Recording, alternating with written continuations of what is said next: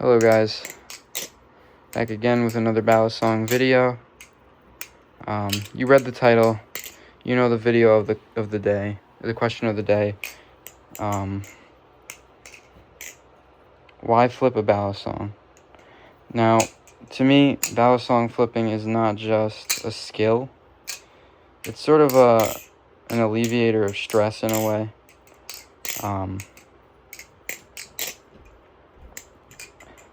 I think it's more of a sensory thing for some. For me, I do like being able to do all this cool stuff. To me, it's cool. To me, it's flashy. To me, it shows off how much time I spend on something while still being fun for me to do. And I think that what a lot of people might not know about people that flip balisongs is how much time we spend learning tricks and doing things and messing up, but just to show them, 3 seconds of what we can really do. And it's validating for us to know that at least someone, even if it's yourself, is impressed with what you do. And that's why I flip. But I want to really talk about more so why you might want to get into flipping balisongs. And that's a couple of things. If you struggle with any sort of anxiety, or you get nervous, or a lot goes through and runs through your mind constantly, balisong flipping will kind of calm that in the same way that like white noise would, or the same way that people have like these sensory things that like squishies or whatever, that they kind of rely on to kind of clear out all the other noise and just listen to the one noise. And I can definitely understand that side.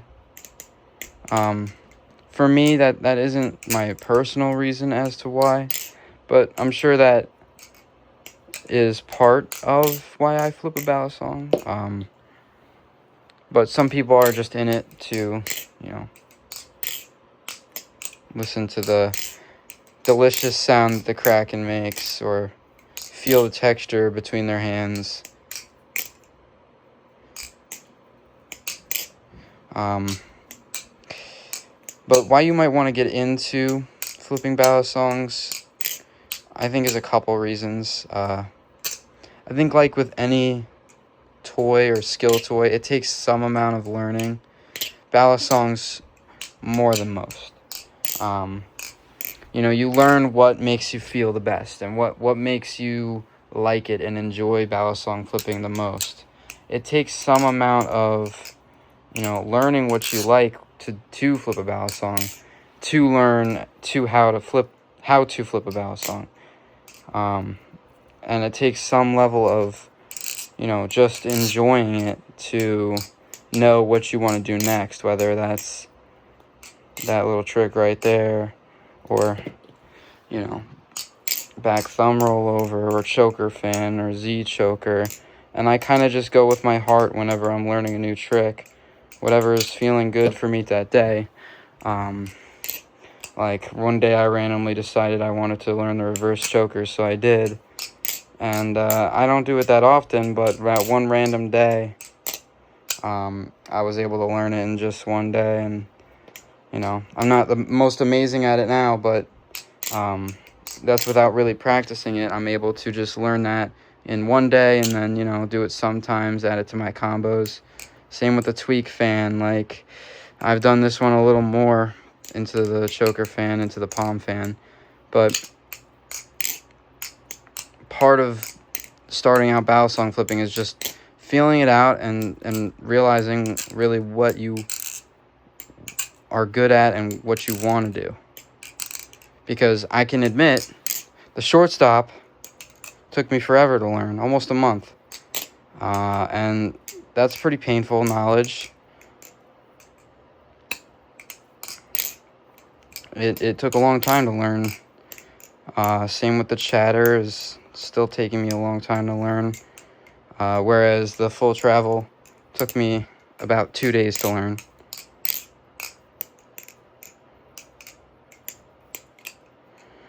And I mean, it's kind of just more important to me that I enjoy what I'm doing. Another part of balisong flipping, and why you would flip a balisong, is just to accumulate a collection of balisongs that you actually like. You know, these are not just a collection of cool things; they're a collection of cool things that have a function. So the Mako V5 is cool to me. I like the way it looks. I think the way it flips is decent. You know, and it makes me happy because not only do I get to collect something cool, but I get to see it in action and play with it. The same way, you know, Pokemon cards. I know people don't play Pokemon anymore, right? People don't play Pokemon anymore, but like the card game. But they collect the cards, and whether that's for monetary gain or because you like how the Pokemon looks, it's in kind of that same family where it's less about just collecting, or it doesn't have to be just collecting. It is also part of just playing with it and enjoying it in any way that you want. That makes all of us, you know, gravitate towards balisongs and trust balisongs as our hobby. Stop flipping the Mako for now.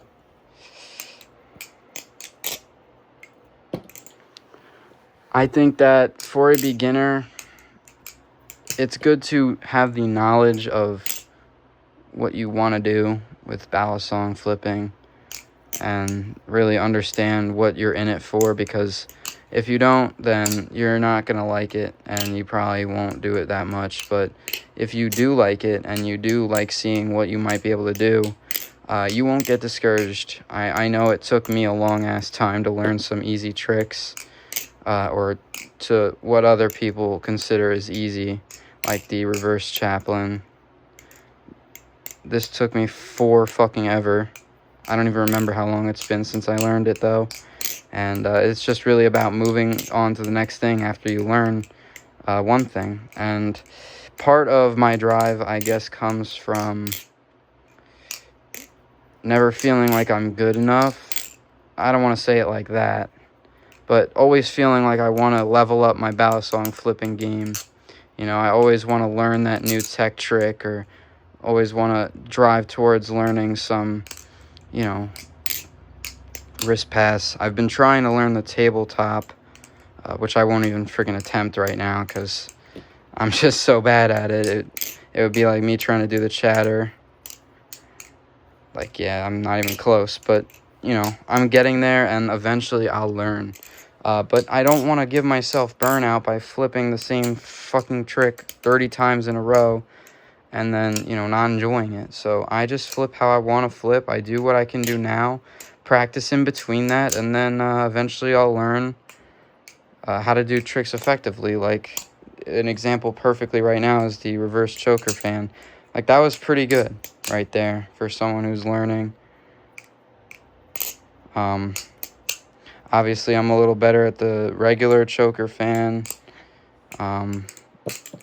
which does not look like that.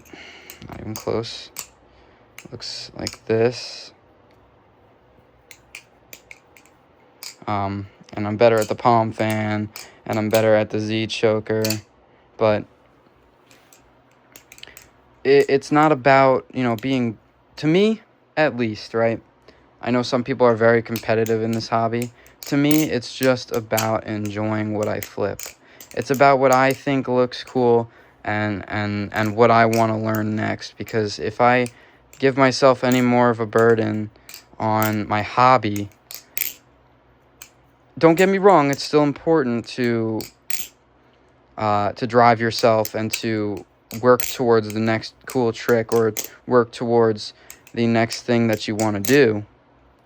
It's definitely important to do that, but to me, it's more important that you just enjoy what you do and enjoy how you do it and enjoy the process. Because if you're not enjoying your hobby, it basically just becomes work. And you don't want to do work at home. You want to relax at home. You want to wind down. And that's kind of what balisong flipping is for me. I hope you guys did enjoy this video. I know I was kind of all over the place. I didn't write a script. Or I mean, I just thought of this idea and decided to hit record.